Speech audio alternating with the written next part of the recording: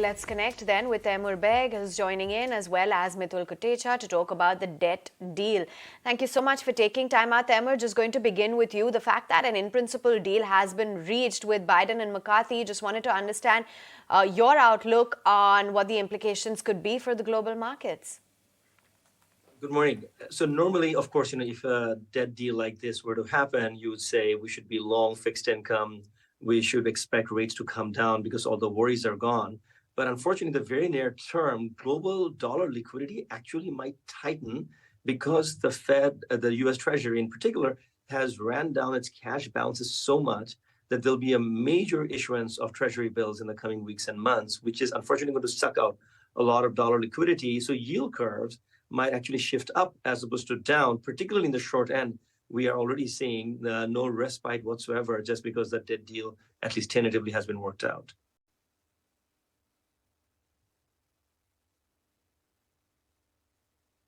Mitul, just wanted to get your sense in as well, because I think, much of the markets already did know that the US is not going to hit a debt ceiling, right? Having said that, there is some amount of relief coming in the markets. Do you think this relief rally could have more legs? Well, yes, I think it can. But I think, look, we've got the holidays today in the US and in the UK. Its activity has been fairly thin as it is. We haven't seen the sort of bounce in markets as one would have expected. There could be some caution because we still have a vote on Wednesday in Congress. And we know that there is a strong element on the right of the conservatives in the Republican Party, particularly the Freedom Caucus, that will be against some of these measures that have been agreed upon. Similarly, on the left of the Democratic Party, there is also a significant amount of opposition to some of this. So it is not a clear-cut done deal by any means, but there is an expectation that much of the center of both the Republicans and the Democratic Party will push this through. But as I said, look, it's not been a major rally in markets. I think there's a lot of other things to contend with. Taimur mentioned the issue about supply of T-bills, and I think that's absolutely right. And plus, there is still a lot of inflation to contend with, weakness in growth. All of this is not particularly bullish for markets at this point in time. So I think we will see a relief rally. Certainly will help risk assets generally. But again, it's not clear the magnitude of this rally going forward. Taimur, okay, the debt ceiling fear is over. What's next? Because it's not that the debt ceiling fear is over. The world's going to become a bright spot. Last week's data out of the US, but you see echoes of that elsewhere as well, which is that income growth worldwide is still pretty decent. And the US income data in particular show that consumers are still purchasing, maybe not goods as much as they used to, but services definitely. And that is true in the US, that is true in large parts of Asia, which means services inflation remains sticky. And that's what we saw in the core personal expenditure data for the month of April that came out of the US late last week.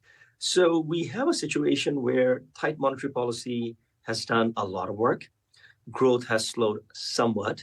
Inflation has come down somewhat, but none of them have happened sufficiently to give the Fed some degree of comfort, to give the markets a big room to run. Because as far as inflation is concerned, as far as growth slowdown is concerned, we haven't seen the concluding chapter of this saga play out. There's a lot of ifs and buts out there. Goods price inflation, I think we can safely say, is not going to be bothering us a lot unless something were to really terribly happen in Ukraine and energy prices shoot up. But short of that, goods price is not an issue, but services prices worldwide is an issue. And to me, that's the issue to sort of hone in the coming months as we try to figure out where is the top of the market in terms of rates and how much can they come down the road. A view from you, Mitul, as to what you believe the trajectory could be from the US Fed. Do you think that we could anticipate bigger rate cuts then come next year? I think we can. Look, our view is, in fact, that the Fed still hikes in June, which is not yet fully priced in. I think there's about a 1 in 2 chance of a hike for June. But markets have shifted more hawkishly of late. We've seen a backup in US Treasury yields moving higher. We've seen rate expectations tighten. I think some of this issue, of course, is the fact that inflation still remains sticky, especially on the services side. But look, if the Fed hike in June or maybe skip that and go in July, there could be one more hike in the pipeline. But what we do expect as we go through this year is the recession risks will intensify. We do see a recession taking place towards the end of this year and into next year.